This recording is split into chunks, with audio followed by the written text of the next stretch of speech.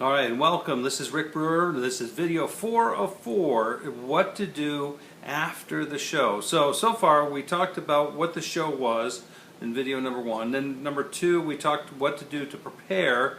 Hopefully you prepared well. And then number 3 was during the show, and then you went out and prepared and executed flawlessly during the show to where you ended up meeting with a ton of brides.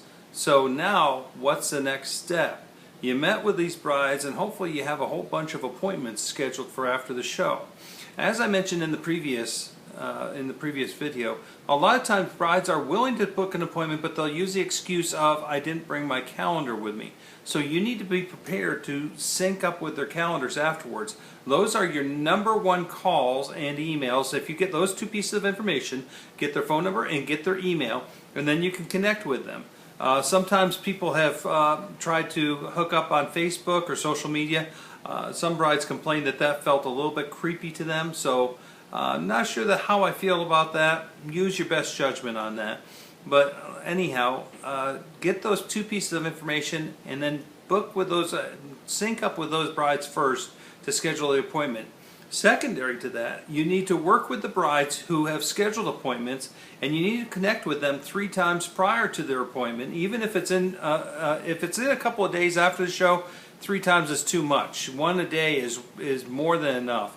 But if it's within a week, and by the way, don't schedule it much longer than 2 weeks out, because the lead then becomes cold again, and they rarely show up to the appointment.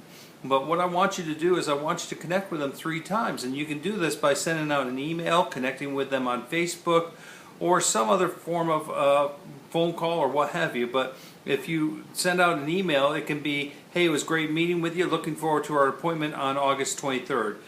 Second email can be, here's a Google map, because sometimes GPSs get a little bit sketchy for you to look at before you leave, so you know exactly where we're meeting at. And I don't care if you're meeting at your office or Starbucks or whatever, and even if it's very obvious where the place is, use that as an excuse to touch base. And then third email is the day before, looking forward to seeing you tomorrow. Give me a holler if anything's happened to where we need to change our plans. After you've followed up with those appointments and done it 3 times, then I want you to look at the general list that you get from the show, assuming that the show will give you a list. If they give you a list, then you need to blast out to those brides.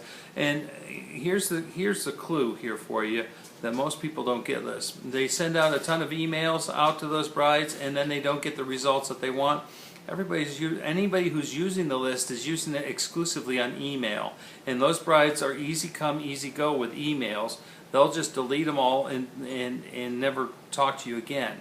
In fact, most brides are setting up what's called wedding identities with Gmail accounts, and your emails are being sent to spam.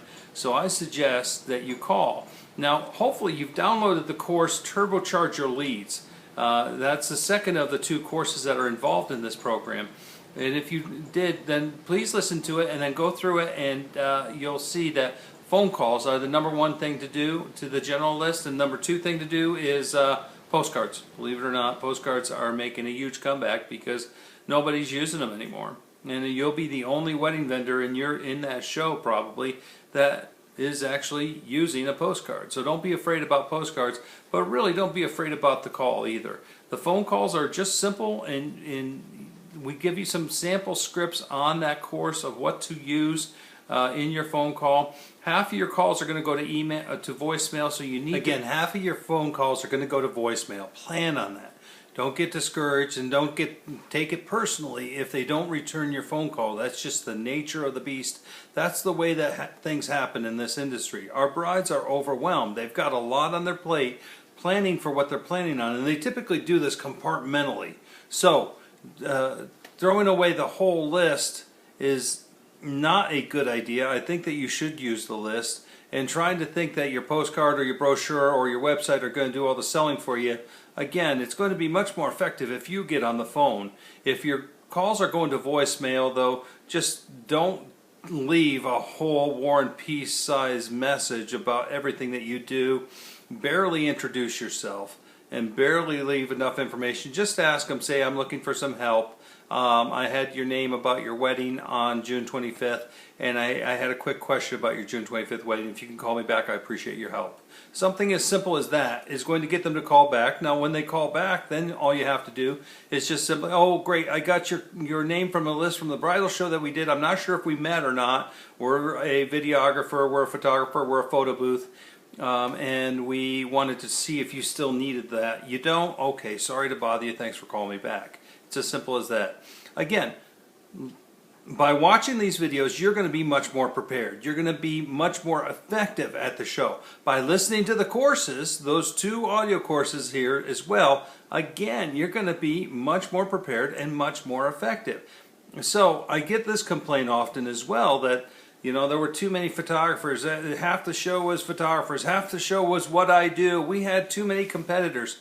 You're never going to live in a world that is competition free, and that's just the state of business. So based on that, if you're more prepared, you have a better strategy, you have systems for follow-up and for working the show to where you're going to get better leads to begin with, do you think that competition is really going to be a problem? If they're all just planning on using email, for example, and blasting out the typical email that goes out like, congratulations on your wedding day. We here at ABC Flowers are so thrilled to offer the blip, blip, blip, blip, blip, blah, blah, blah, blah, blah. They're getting 50 emails like that. If you don't believe me, just simply sign up for one of these lists and you'll start to see the emails that are being sent out and what the bride's getting time in, time out. Now, I hope that this course has been effective for you and helped you to prepare so that you will have the best show that you've ever had. Because that's my goal, and I'm sure that your show producer wants that for you as well. Because there's more than enough brides out there. And again, if all these brides who show up end up booking with just people at the show, I'm sure that everybody's going to be walking away thrilled with the results. Thanks for joining me. I'm Rick Brewer. Catch me over at my website, getmorebrides.com, for any more information, or if you want to just talk to me and continue the conversation. Thanks again.